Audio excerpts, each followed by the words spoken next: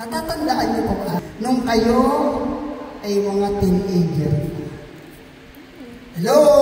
Hi! Yung mga nanay natin na nandito at tatay na nandito, natatandaan niyo pa ba nung kayo ay mga high school pa?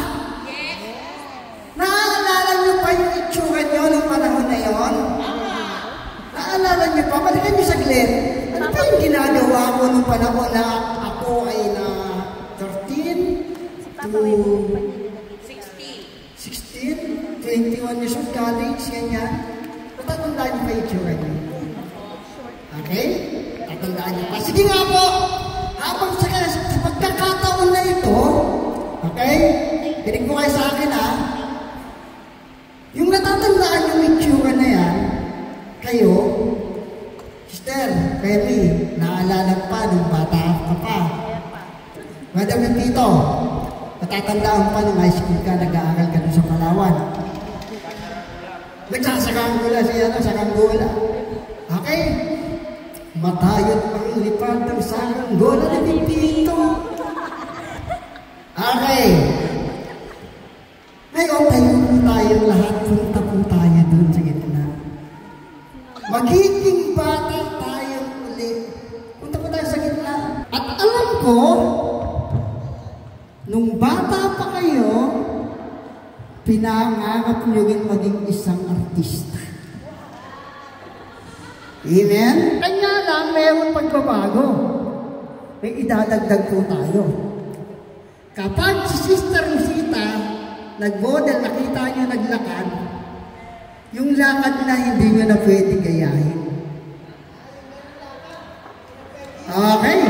Wala nang gagaya nun. Okay? Ready? Tami-tami ito ha, wala nang tigil. Hindi pwede gayahin kasi pag ganayan nyo, uulit kayo. Okay? Kaya yun nasa dulo, yari kayo. Okay, ready? Get set! Go!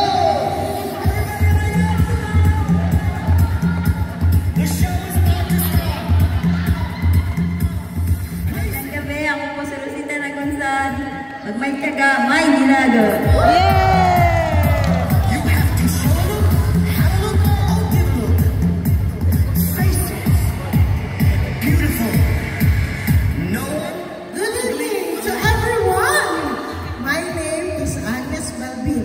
May kasibihan po tayo, ang batang makulit, laging may palaw sa puwing. Pero, ang batang mabait, laging may chocolate.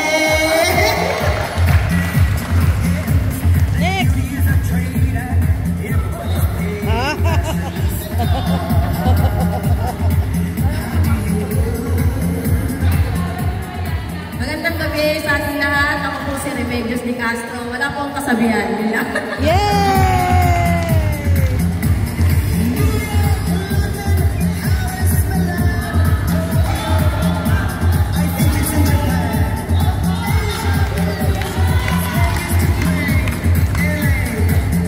Hi! Good evening po. Ako po si Analea B. Arellano. May kasabihan po tayo. Youth is useless, but character is the best.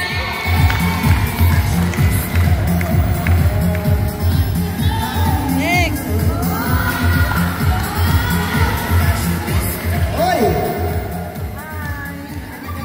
Ako po si Mary Jane Abdon. Wala po akong kasabihan.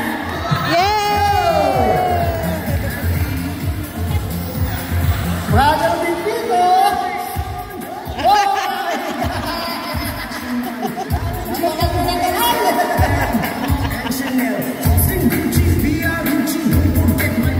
Hello, magandang gabi sa ating lahat. Ako si Pipito Abdul na taga Palawan. Ako may kasabihan, pangit man ako sa inyong paningin pero nakakabuntis din.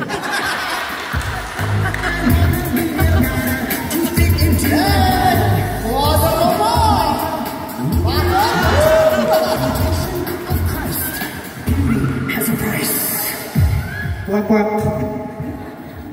Ako ang inyong kapatid sa pananampalataya, Brother Omar Lee taga-Phase 1A. Ang kasabihan ko po ay sinabi ko na.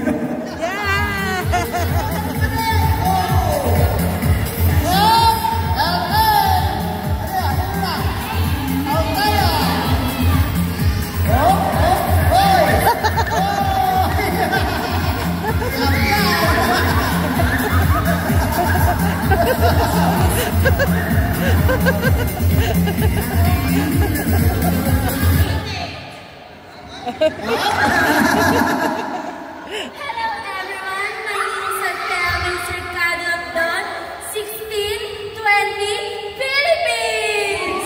At naniniwala ako sa kasabihan, pag may nilaga may...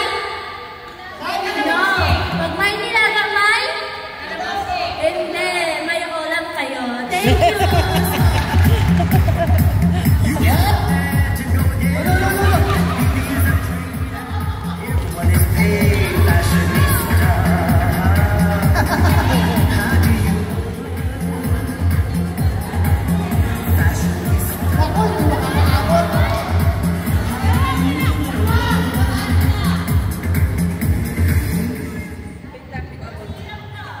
Ako si Roxana Agustin Cabo.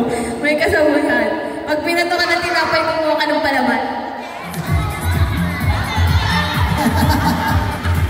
Oh, Maria!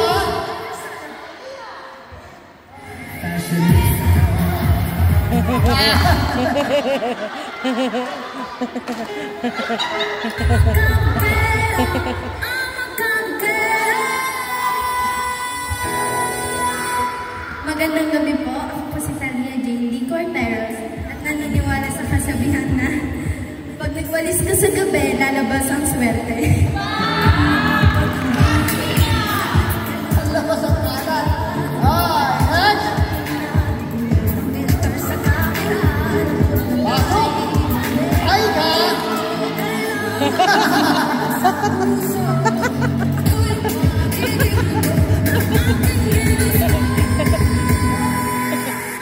Ay. Good evening everyone. My name is Icap Don. May naniniwala sa kasabihang past is past, forget the past, but don't forget the lesson from your past. Boom! Merong mga unnecessary things na kailangan mong gawin. Kailangan mo magpatuloy. Amen? Parang sa buhay natin. Kailangan natin magpatuloy upang ipakilala natin kung sino tayo. Amen. Ayan. Para maipakilala natin ng ating sarili. Kasi, napaka-importante ng ating identities. Amen? Dahil ayan yung pag-uusapan natin ngayon. Bakit ba tayo tinawag? Naniniwala ba kayo sa edad nyo yan? Remember 15 years old hanggang 19 years old lang tayo dito. Ha? Huwag niyo pipitawan yung kayo ngayon. Yung bata kayo. Palpakan natin ng Panginoon. Ayun. Na tayo ay tinawag ng ating Panginoon. Naniniwala tayo? Naniniwala ba tayo na tayo ay naglilingkod sa ating Panginoon? Naniniwala rin ba tayo na kailangan sa paglilingkod natin, kailangan makilala sa atin si Jesus? Yun po ang ating pag-uusapan ngayon. Alam niyo po, minsan nung ako ay 19 years old, naging director po ako ng chatroom. Kaya kanina ginawa natin yun. Ngayon, tatayo tayong lahat. Uli. Isa pang workshop. Hindi lang tayo mag-aano dito. Okay, tayo po tayo ng konti. Yung may inaabot, yung nasa baba daw, level, yung mga medyo bata, pwedeng gawin yan. Okay? Okay, higher level. Ipakita niyo sa akin ngayon kung gaano kayo kaganda. 1, 2, 3, please. Okay? Higher level, kung gaano kayo kalakas. 1,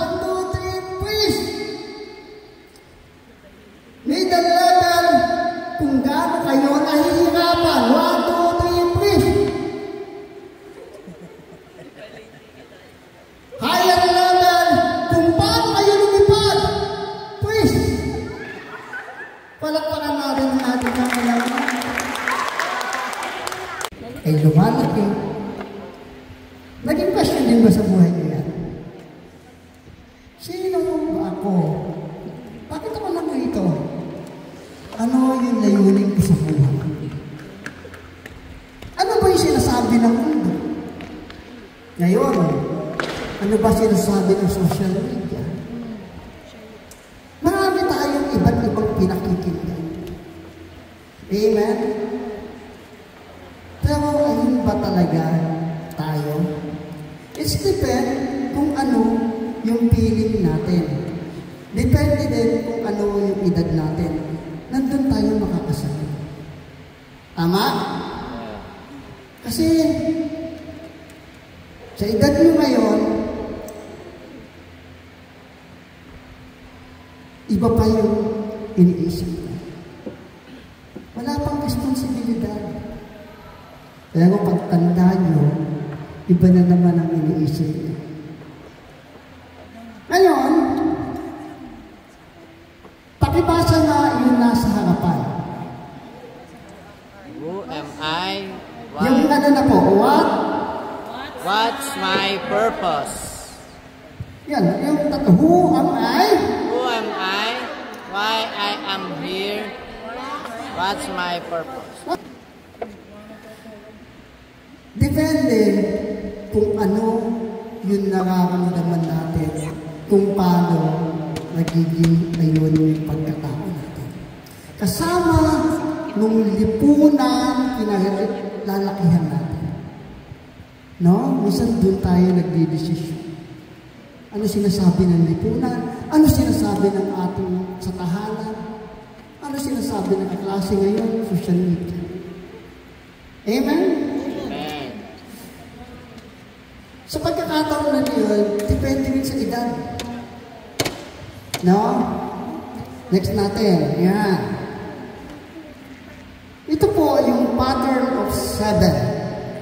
Makikita natin dito kung ano ba yung cycle ng buhay na kinakaharap depende sa edad. Mula 0 hanggang 7. 0 hanggang 7 is mula sa Mother to growing autonomy. from oneness with the mother to the growing autonomy. Age of fixation. Age of poverty, a fight for and commitment to life, age to 7 to 14. Ito yung mga edad nyo ngayon. Age of rebellion. Yung mga teenager, rebelde daw kayo, matigas ang ulo. Yung sinasabi ng edad na age to 14 hanggang 21. Ito yung mga edad ngayon, magkakasing edad kayo, si Talia, si Althea. Tama, ayan yung edad nila. Althea, ilan tama na? 19. Pasok ka sa age of rebellion. Mr. Jane, ilan taon ka na? 21. Na? Frank, age of ano ka? 16? Si 16 ay age of rebellion. Si Frank. Father Aris, age of ano ka? Sa parental age. Parental age. Okay? Bakit? Tingnan natin. Ano ba yung meron sa edad nyo ngayon? Wild. Ano ba yung iniisip? Bakit wild? Actually, parang sa mga pakinggan, pag-age of rebellion. No? Lagyan natin sa adolescent age. Yung edad ng pagbibinata at pagtatalaga. Kapag nandiyan kasi tayo sa panahon na yan, maraming pagbabago sa buhay natin. Marami nang nagbabago mula sa pagkabata sa pangangatawan natin. Physical na pagbabago. Tama? Tumalaki ka na. Lumalaki ng boses mo. Marami ng pagbabago physical at kasabay noon, kung ano na yung nangyayari sa'yo, hindi mo minsan naiintindihan. At hindi ka rin nila naiintindihan. Amen?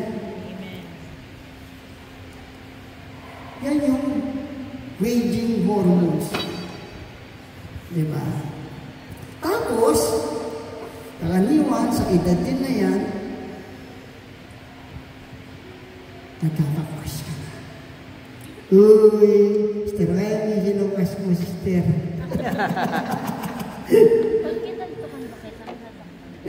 Natututo ka lang humanga sa iyong opposite sex. Tama. Natututunan na natin yun. Natututo na tayo magmahal. At minsan, nararamdaman na rin natin sa panahon na yan kung paano masaktan. Masakit yung mag-ghost. Alam niyo yung mag-ghost? Ghosting. Di ba may ganun na ngayon? Na? Diyan tayo nakakakita. At minsan, pag well ka, alam nyo, gusto may nakakasalog din ako dyan. Lalakad. Ang babata, ang liliit. Pag lumakad ka, alam mo, siga sa kalsada. Nagtadaan yung ilit, siya ka, naka-ibay ka. Hindi tatabi nun. Kahit nagtatricycle si brother mo dito. No? Hindi tatabi, brother. Pag naglakad, ganun-ganun pa yan. Di ba? Tapos magsisigarilyo. Ang liit lang. Magsisigarilyo pa yan. O, pake, tawag di pa sa akin. Kalagin niya, pake na. Ganun siya naman. No? Ganun kasi ako noon. No? Alam mo, kaya mo lahat. Ang liit ka, nakikipag-away ako sa malaki. Well, pero ang sasabihin mo, pag pinagagalitan ka ni nanay at ni tatay, hindi mo ko naiintindihan. Di ba? Sinasabi niya, hindi naman ako mahal sa amin eh, pagkasama kaibigan. Ganyan yun nangyayari. Bakit? Kasi sa pagbabagong nangyayari sa iyong katawan. Depende sa industry. Ngayon, tingnan natin yung mga magulang niyo. Bakit daw hindi kayo nagkakasundo? Parental age, sabi ni Brother Raleigh, siya ang pinakamatanda dito sa atin. No? Meron crisis and questioning. Sa edad nila, dumarating, tignan nyo dumarating yung punto ng pagtatanong sa kanilang sarili. Yung mga pangarap nila na gusto nilang sana maging hindi na nangyayari. Napupustrate sila. May crisis kasi kailangan maghanap buhay. Kailangan iniisip niya pa kayo kung noon yung kinikita niya para sa kanya lang. Kasama ka na doon. Tama. Iniisip na natin yung mga bata. Hindi na nangyayari, mga question. Sana ganito. Sana ako pagtapos ako ng pag-aaral. Yan yung mga sinasabi ng ating mga matatanda. Yung nasa parental age. Question. May crisis sa buhay, may mga problema, pati sa pagsasama nila mag-asawa, may problema. Kaya minsan, yung bata, yung teenager, yung nagsasabi. Pag pinagtugma mo sila, maglalaban talaga. Kaya hindi kayo nagkakaintindihan. Amen. Kaya pag tinanong mo ang bawat isa, alam niyo kung ano sasagot. Pag tinanong kita, kumusta ka na? Talia, kumusta ka na? Ano sasagot mo? Okay lang. Okay lang. Pwede Omar, pag tinanong na po, kumusta ka na? Ano sasagot mo? Okay lang. Sister Sister Remy, pag tinanong kita, Remy, kamusta ka na? Okay na. Meron tayong pare-parehong sagot. Ano yun? Sabay-sabay! Okay lang. Pero yung okay lang na yan, may iba't ibang pakiramdam.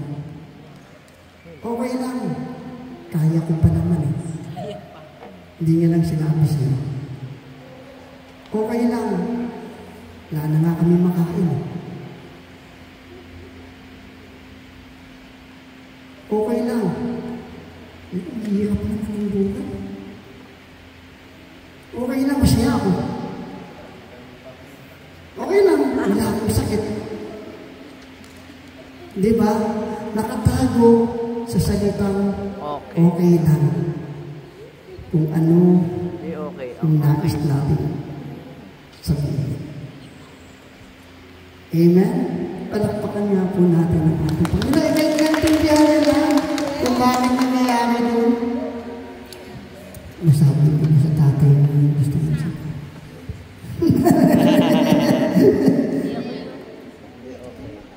Ito, nililito ako.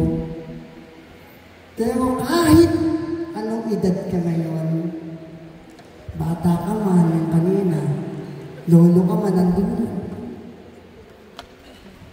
Magulang ka man, maturity age ka man, yung Diyos hindi ka pinapabayaan. Amen. Ano sabi niya sa Isaiah?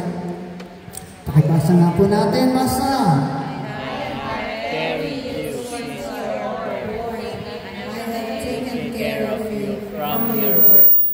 Even when you are old, I will be the Same. Even with your turn gray. I will take care of you. I made you, and I take care of you. Palakpakan po natin ang ating Panginoon. Simula pa nung nasa tiyan ka pa lang ng iyong magulang hanggang sa iyong pagsilang, hindi kita pinapabayaan. Kahit maputi na buhok mo, hindi kita papabayaan. I will take care of you. Ayan yung nais kami sa atin. Ating Panginoon, sana naiintindihan natin. No? Alam niyo mga kapatid, kapag nababasa nito at tayo nandito, parang ang sarap maglingkod. Parang ang sarap na kasama ang ating Panginoon. Amen?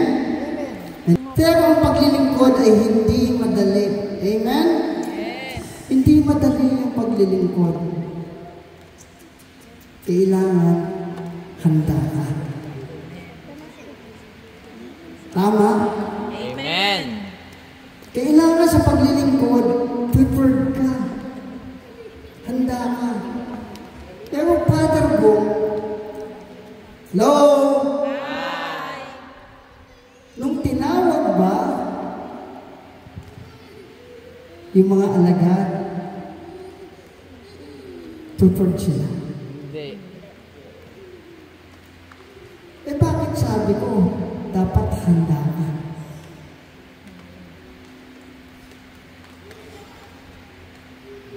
Nung tinawag si Pedro at si Andres, ang sabi ng ating Panginoon, sumunod kayo sa akin.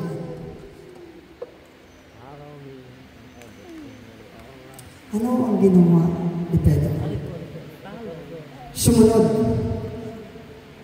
Sumunod siya, pero hindi niya dinala yung huli niya.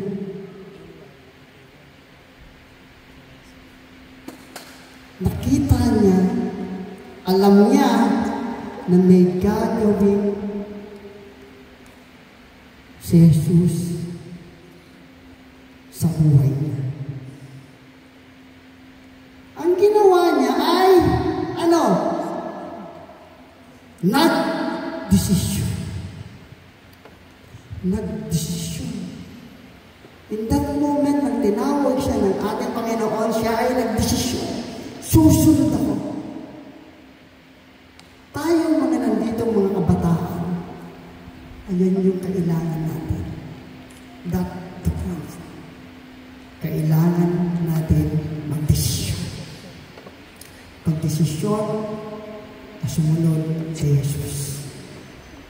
Amen? Amen. Palakpakan po natin ang ating Panginoon. Kapag tayo pagdesisyon ng sumunod kay Jesus,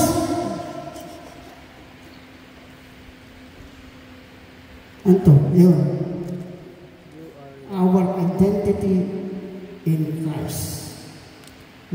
Dapat makita sa atin si Kristo. Bakit? You are loved. Kailangan makita sa atin si Kristo dahil mahal ka ng ating Panginoon.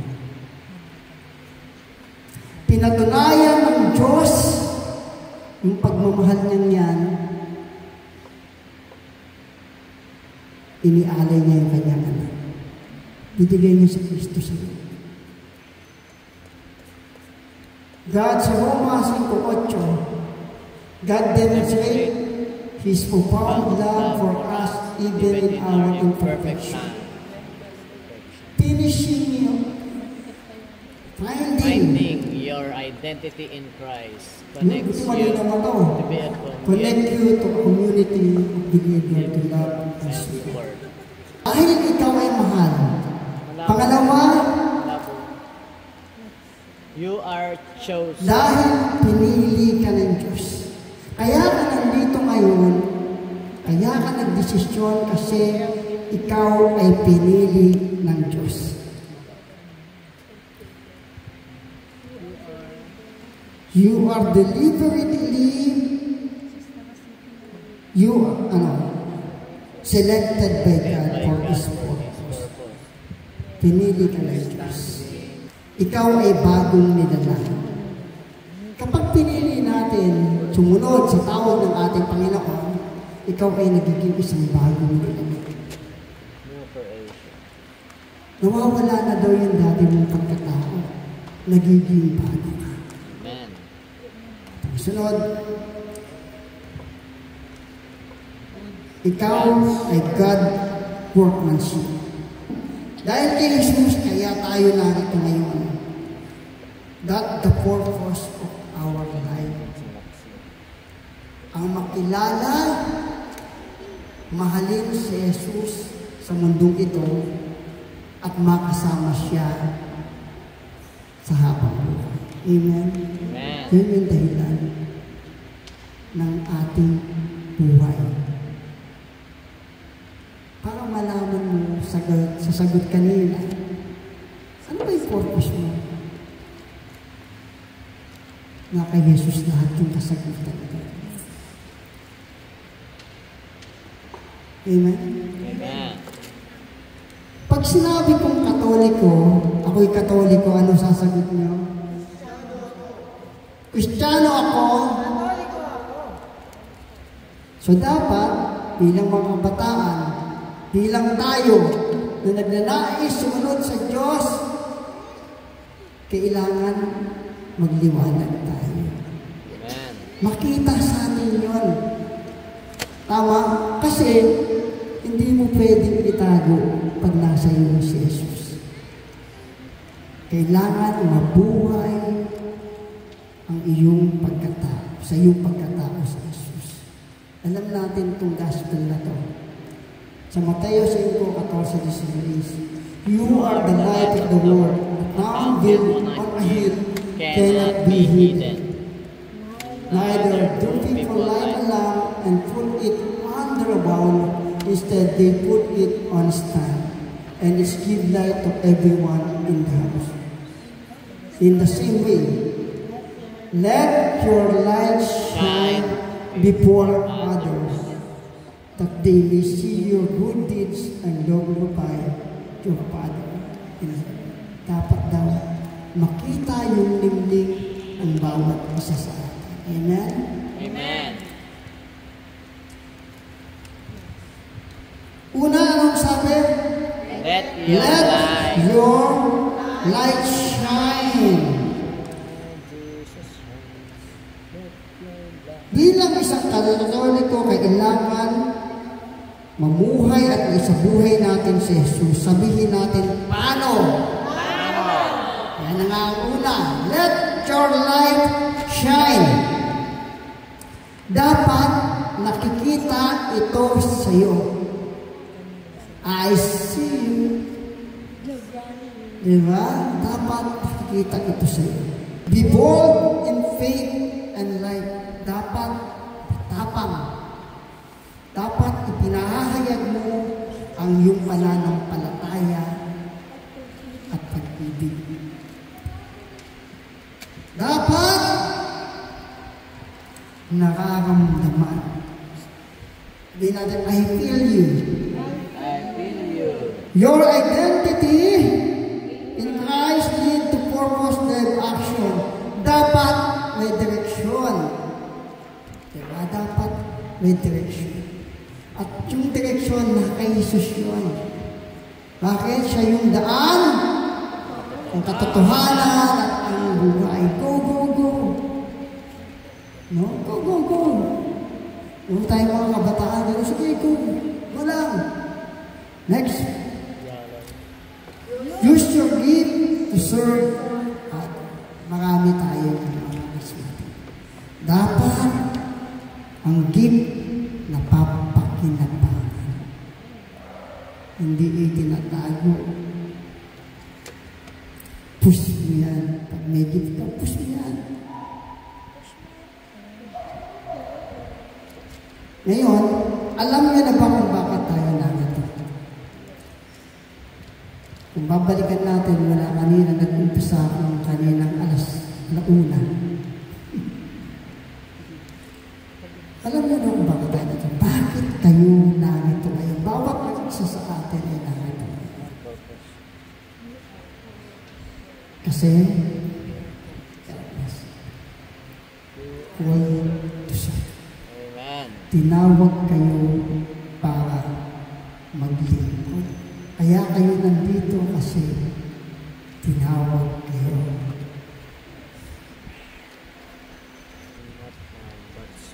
Sinabi ni Jesus, marami ang tinawag, subalit kakaunti ang pinili. Palakpakan po natin. Amen. Kaya nga kaunti tayo. Kasi hindi nila narinig. Yung pagtawag, maingay ang mundo. Amen. Magulo ang tao. Magulo minsan kahit sa bahay natin. Tama? Kailangan marinig natin yun. Kaya kung meron tayong tawagin, meron tayong kaibigan, meron tayong kakilala, may kumakain, mahal sa buhay lalo na, asawa, na gusto natin tawagin ang Diyos. Sabihin mo sa Diyos yun, Lord, tawagin mo naman ito. Kasi hindi ko siya mayaya. Ikaw yung gumawa ng paraan para makasama natin siya. Amen? Amen. Palakpakan po natin ang ating Panginoon.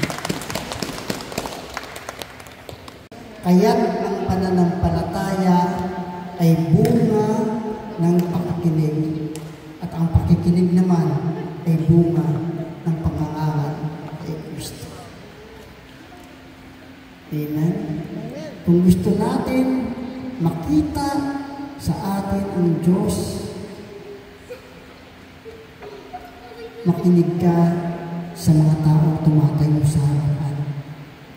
Makinig ka sa mga taong nagpapatotoo kung gaano nila kamahal ang Diyos.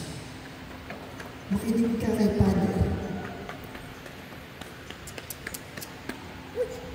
Makinig ka sa Diyos. At sigurado, makikita sa atin ang ating Panginoon. Palakpakan po natin.